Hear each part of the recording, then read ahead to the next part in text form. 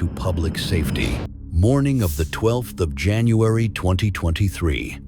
Hartford, Connecticut. It is 9:17 a.m. when a violent encounter begins the chain of events. A 2004 Dodge Durango is targeted. Its owner is suddenly confronted by three 9-year-old Jimmy Shoemaker Gonzalez. The suspect wields a knife. In the struggle, the blade slashes across the owner's forehead, leaving blood streaking down. With the victim injured, Shoemaker Gonzalez seizes control of the vehicle and speeds away. Hours later, still behind the wheel of the stolen Durango, Shoemaker Gonzalez barrels into Farmington.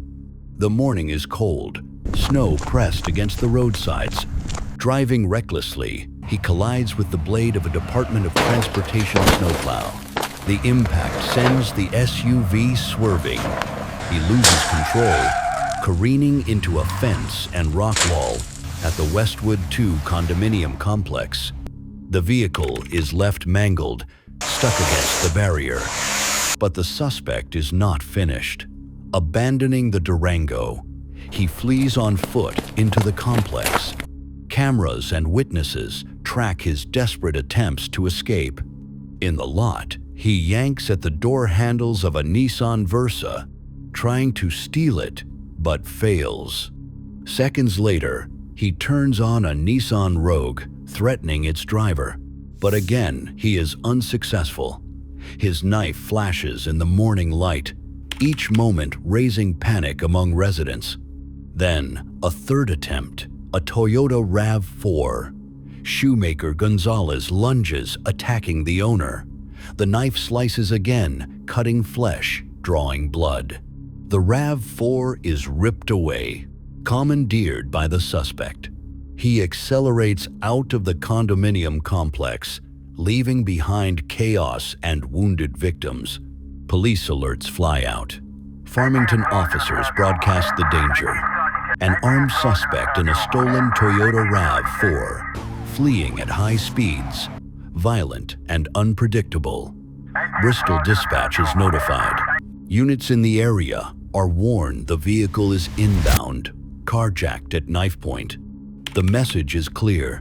This man is armed and dangerous. By 12:30 p.m., eyes turn to Bristol.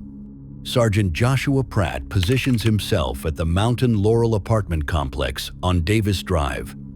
The air is frigid, snow blanketing the ground. Suddenly, headlights appear. The stolen Toyota RAV4 turns into the lot. Pratt moves immediately, attempting a felony stop, but Shoemaker Gonzalez refuses.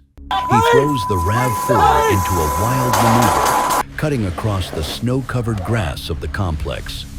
The vehicle slides, fishtails, then slams against a guardrail. Metal grinds, tires spin, the SUV stuck. The suspect jumps out, knife still with him, fleeing into the maze of apartment grounds. Pratt exits his cruiser and runs on foot, radioing the pursuit. Other officers close in. Officer Scott McIntyre, Officer Zachary Levine, Officer Seth Petzing. Together, they track the suspect, chasing him between buildings and across narrow driveways. But Shoemaker Gonzalez sees an opportunity. Circling around a structure, he darts toward Pratt's patrol cruiser, left running on Quaker Lane.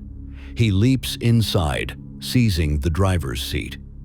Alarms rise across radios. The suspect is inside a Bristol police unit. Officers surround quickly. Commands are shouted.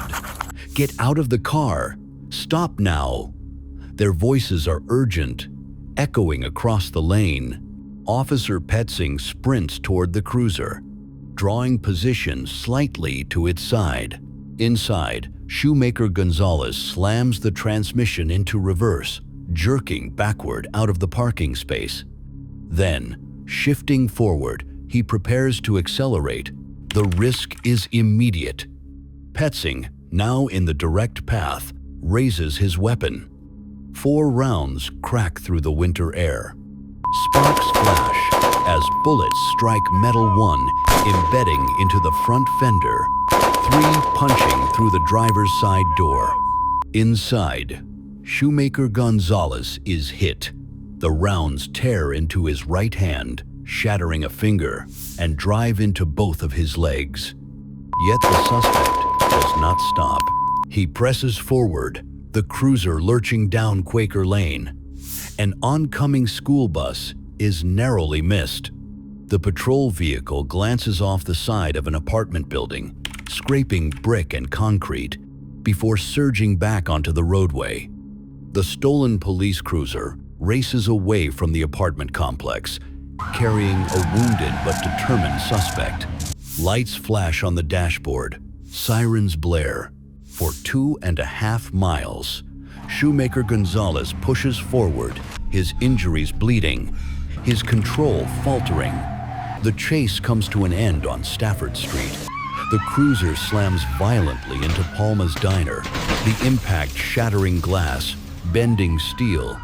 The vehicle comes to a stop, mangled in the front, smoke drifting into the cold January air. Officers swarm, weapons raised, voices commanding him out. Shoemaker Gonzalez is pulled from the wreck, injured but alive. At the hospital, testing reveals the depth of impairment. His blood alcohol content registers at 102. Toxicology screens identify a cocktail of substances: cocaine metabolite, oxycodone, and PCP. The combination paints the picture of a man impaired, reckless, and volatile. Doctors stabilize his wounds. The gunfire from Quaker Lane left him struck in the finger and both legs, but none of the injuries prove life-threatening. By January 15, 3 days later, he is discharged from the hospital into police custody. Investigators piece together the day. Shoemaker Gonzalez offers little clarity. To investigators, he claims memory gaps, saying he doesn't recall much of the day, doesn't know why he drove into Bristol. But the record stands. Bodycam footage, patrol car damage, victim statements, blood tests, all of it paints the picture of a violent, erratic rampage across 3 cities. The diner on Stafford Street repairs its glass, the apartment complex clears its guardrail, but the memory of January 12 lingers. The sound of gunfire, the sight of a police cruiser stolen, and the trail of victims remain etched in Connecticut's record.